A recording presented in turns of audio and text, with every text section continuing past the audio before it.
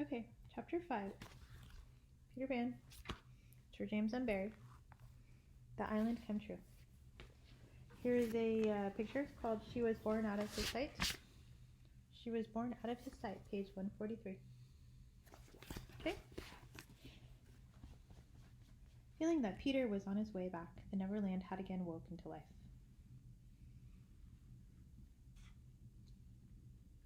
We ought to use the pluperfect and say wakened, but woke is better, and was always used by Peter. In his absence, things are usually quiet on the island. The fairies take an hour longer in the morning. The beasts attend to their young. The redskins feed heavily for 6 days and nights, and when pirates and lost boys meet, they merely bite their thumbs at each other. But with the coming of Peter, who hates lethargy, they are all underway again. If you put your ear to the ground now, you would hear the whole island seething with life. And just in case you didn't know, lethargy means like sleepy. It's derived from the word Lethe, which is, I think, the river of Lethe from the Greek mythology. The river of Lethe, L-E-T-H-E, which means to fall asleep. If you ever touch the river of Lethe, you will fall asleep. That's the word lethargy. I don't know what RG comes from. On this evening, the chief forces of the island were disposed as follows. The lost boys were out looking for Peter. The pirates were out looking for the lost boys. The redskins were out looking for the pirates, and the beasts were out looking for the redskins. They were going round and round the island, but they did not meet because all were going at the same rate. All wanted blood, except the boys, who liked it as a rule, but tonight were out to greet their captain. The boys on the island vary, of course, in numbers, according as they get killed and so on, and when they seem to be growing up, which is against the rules, Peter thins them out. Which probably means something bad. But at this time there were 6 of them, counting the twins as 2. Let us pretend to lie here among the sugar cane and watch them as they steal it by in single file, each with his hand on his dagger. They are forbidden by Peter to look in the least like him, and they wear the skins of bears slain by themselves, in which they are so round and furry that when they fall they roll. They have therefore become very sure-footed. The first to pass is Tootless, not the least brave, but the most unfortunate of all that gallant band. He had been in fewer adventures than any of them, because the big things constantly happened just when he had stepped round the corner. All would be quiet. He would take the opportunity of going off to gather a few sticks for firewood, and then, when he returned, the others would be sweeping up the blood.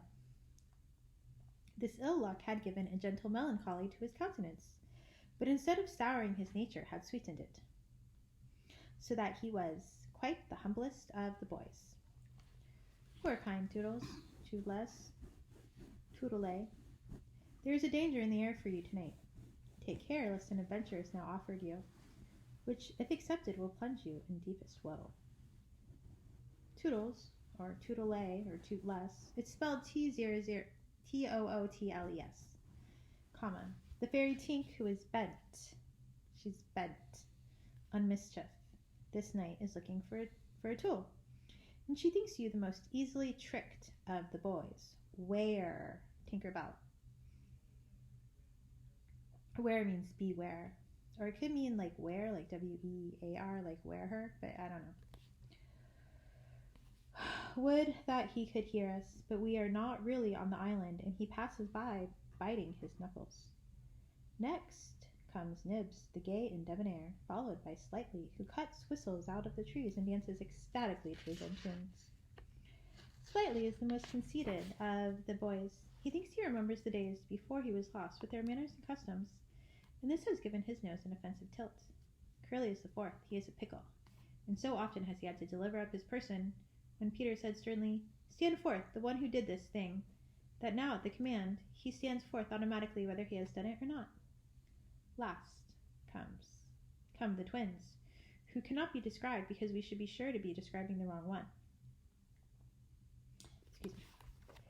Peter never quite knew what twins were, and His band were not allowed to know anything he did not know, so these two were always vague about themselves and did their best to give satisfaction by keeping close together in an apologetic sort of way. The boys vanish in the gloom, and after a pause, but not a long pause, for things go briskly on the island, come the pirates on their track. We hear them before they are seen, and it is always the same dreadful song. Avast belay, yo-ho, heave-to, a-pirating we go. And if we're parted by a shot, we're sure to meet below. A more villainous-looking lot never hung in a row on execution dock. Here, a little in advance, ever and again with his head to the ground listening, his great arms bare, pieces of 8 in his ears as ornaments, is the handsome Italian Cicco. I'm going to pronounce it Cicco. C-E-C-C-O, who cut his name in letters of blood on the back of the governor of the prison at Gao, G-A-O. That gigantic black behind him has had many names since he dropped the one with which dusky mothers still terrify their children on the banks of the Guajo-Mo. Here is Bill Jukes, every inch of him tattooed.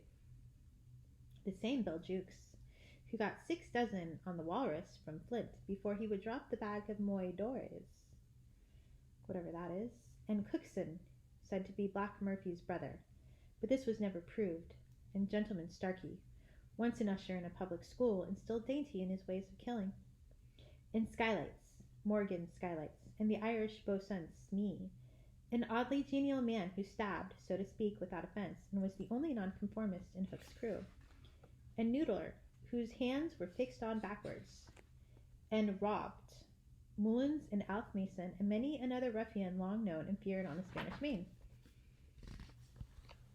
In the midst of them, the blackest and largest jewel in that dark setting, reclined James Hook, or as he wrote himself, Jazz Hook, of whom it is said he was the only man that the sea cook feared. He lay at his ease in a rough chariot drawn and propelled by his men, and instead of a right hand he had the iron hook, with which ever and anon he encouraged them to increase their pace.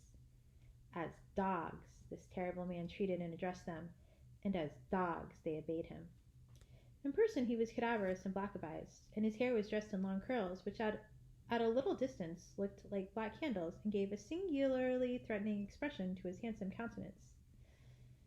I guess Sir James Barry doesn't like dogs. Maybe he's a cat person. Okay. His eyes were the blue of the forget-me-nots, and of profound melancholy, save when he was plunging his hook into you, at which time 2 red spots appeared in them and lit them up horribly. In manner, something of the Grand Seigneur still clung to him, so that he even ripped you up with an air. And I have told that he was a raconteur of repute. He was never more sinister than when he was most polite, which is probably the truest test of breeding, and the elegance of his diction, even when he was swearing. No less than the distinction of his demeanor showed him one of a different caste. Case. It should be spelled case. It's spelled C-A-S-T-E, but it sounds like cast, like castaway. Anyways, he was of a different caste from his crew, a man of indomitable courage.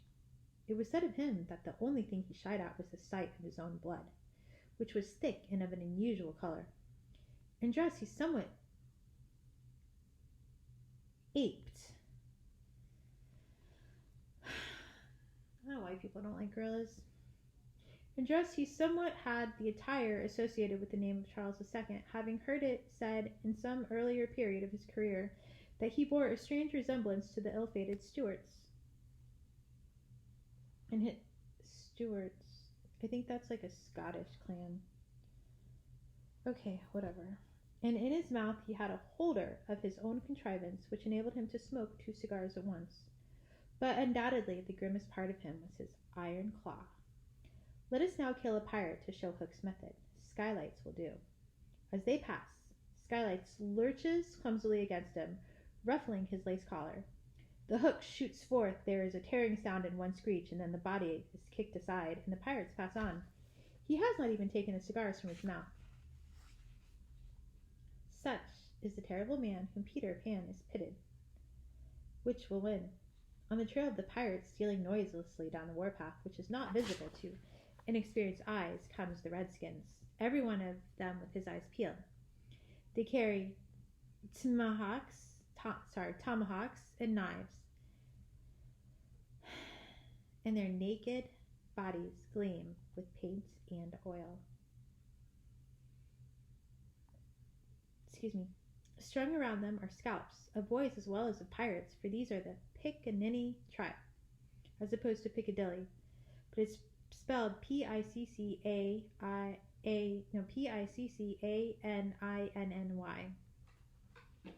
and not to be confused with the softer-hearted Delawares or the Hurons. I wonder why they have double C's and double N's. Probably it's sigil magic. In the van, on all fours, is Great Big Little Panther, a brave of so many scalps that in his present position they somewhat impede his progress. Bringing up the rear, the place of greatest danger, comes Tiger Lily, proudly erect, a princess in her own right. She is the most beautiful of dusky Dianas, and the belle of the Pickaninnies. Pickaninnies. Coquettish, cold, and amorous by turns. There is not a brave who would not have the wayward thing to wife, but she staves off the altar with a hatchet. Observe how they pass over the fallen twigs without making the slightest noise. The only sound to be heard is their somewhat heavy breathing.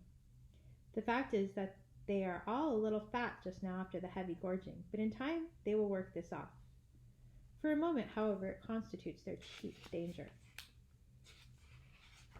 The redskins disappear as they have come like shadows, and soon their place is taken by the beasts, a great and motley procession. Lions, tigers, bears, and innumerable smaller savage things that flee from them for every kind of beast, and more particularly all the man-eaters, live cheek by jowl on the favored island. Their tongues are hanging out. They are hungry tonight. When they have passed, comes the last figure of all, a giant crocodile. We shall see for whom she is looking presently. The crocodile passes, but soon the boys appear again, for the procession must continue indefinitely until one of the party stops or changes its pace. Then quickly they will be on top of each other. All are keeping a sharp lookout in front, but none suspects that the danger may be creeping up from behind. This shows how real the island was. The first to fall out of the moving circle was the boys. They flung themselves down on the sward, close to their underground home. I do wish Peter would come back, every one of them said nervously. Though in height and still more in breadth, they were all larger than their captain. I am the only one who is not afraid of the pirates, Slightly said, in the tone that prevented his being a general favorite.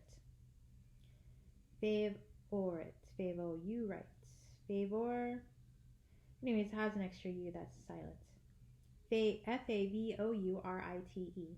Favorite.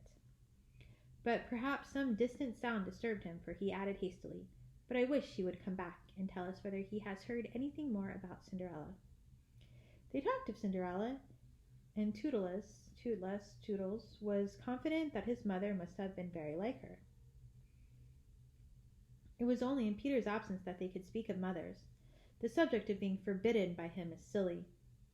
All I remember about my mother, Nibs told them, is that she often said to father, "Oh, how I wish I had a checkbook of my own. I don't know what a checkbook is, but I should just love to give my mother one."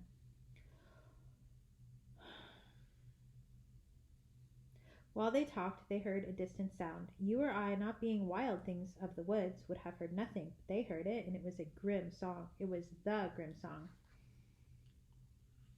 Yo ho, the pirate life, the flag of skulls and bones, a merry hour, a hempen rope, and hey for Davy Jones. At once the lost boys, but where are they? They are no longer there. Rabbits could not have disappeared more quickly. I will tell you where they are, with the exception of Nibs, who has darted away to reconnoitre. They are already in their home under the ground, a very delightful residence of which we shall see a good deal presently.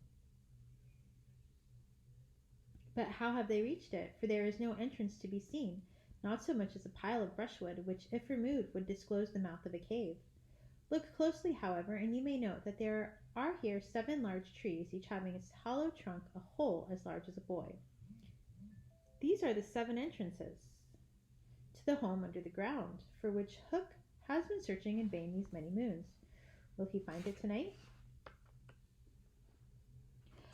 pirates advanced, the quick eye of Starkey sighted Nibs disappearing through the wood, and at once his pistol flashed out. But an iron claw gripped his shoulder. "Captain, let go," he cried, writhing. Now, for the first time, we hear the voice of Hook. It was a black voice. "Put back that pistol first," it said threateningly. "It was one of those boys you hate. I could have shot him dead. Aye, and the sound would have brought tiger lilies, redskins, upon us. Do you want to lose your scalp?" "Shall I after him, Captain?" asked pathetic Smee, "and tickle him with Johnny Corkscrew?" Smee had pleasant names for everything, and his cutlass was Johnny Corkscrew because he wriggled it in the wound. One could mention many lovable traits in Smee. For instance, after killing, it was his spectacles he wiped instead of his weapon. "Johnny's a silent fellow," he reminded Hook. "Not now, Smee," Hook said darkly. "He is only one, and I want mischief all the 7. Scatter and look for them." The pirates disappeared among the trees, and in a moment their captain and Smee were alone. Hook heaved a heavy sigh, and I know not why it was. Perhaps it was because of the soft beauty of the evening, but there came over him a desire to confide to his faithful boatswain the story of his life. He spoke long and earnestly, but what it was all about Smee, who was rather stupid, did not know in the least. Anon he caught the word Peter. "Most of all," Hook was saying passionately, "I want their captain, Peter Pan. 'Twas he cut off my arm." He brandished the hook threateningly. "I've waited long to shake his hand with this. Oh, I'll tear him." "And yet," said Smee, "I have often heard you say that hook was worth a score of hands for combing the hair and other homely uses." "Aye," the captain answered. "If I was a mother, I would pray to have my children born with this instead of that." And he cast a look of pride upon his iron hand and one of scorn upon the other. Then again he frowned. "Peter flung my arm," he said, wincing, "to a crocodile that happened to be passing by." "I have often," said Smee, "noticed your strange dread of crocodiles." "Not of crocodiles," Hook corrected him, "but of that one crocodile." He lowered his voice. It liked my arm so much, Smee, that it has followed me ever since, from sea to sea and from land to land, licking its lips for the rest of me." "In a way," said Smee, "it's a sort of compliment." Creepy. "I want no such compliments," Hook barked petulantly. "I want Peter Pan, who first gave the brute its taste for me." He sat down on a large mushroom, and now there was a quiver in his voice.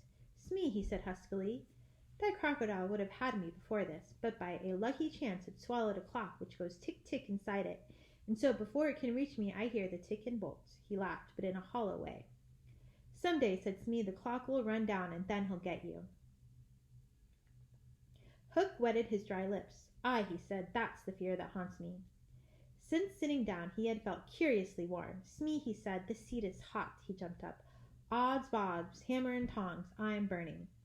They examined the mushroom, which was of a size and solidity unknown on the mainland. They tried to pull it up, and it came away at once in their hands, for it had no root. Stranger still, smoke began at once to ascend. The pirates looked at each other. "A chimney!" they both exclaimed. They had indeed discovered the chimney of the home under the ground. It was the custom of the boys to stop it with a mushroom when enemies were in the neighborhood. Not only smoke came out of it, there came also children's voices, for so safe did the boys feel in their hiding place that they were gaily chattering. The pirates listened grimly and then replaced the mushroom. They looked around them and noted the holes in the 7 trees. "Did you hear them say Peter Pan's from home?" Smee whispered, fidgeting with Johnny Corkscrew. Hook nodded. He stood for a long time lost in thought, and at last a curdling smile lit up his swarthy face. Smee had been waiting for it. "Unrip your plan, Captain," he cried eagerly. "To return to the ship," Hook replied slowly through his teeth, "and cook a large rich cake of a jolly thickness with green sugar on it. There can be but one room below, for there is but one chimney." The silly moles had not the sense to see that they did not need a door apiece. "That shows they have no mother. We will leave the cake on the shore of the mermaid's lagoon. These boys are always swimming about there, playing with the mermaids. They will find the cake, and they will gobble it up, because, having no mother, they don't know how dangerous 'tis to eat rich, damp cake." He burst into laughter, not hollow laughter now, but honest laughter. Aha, they will die.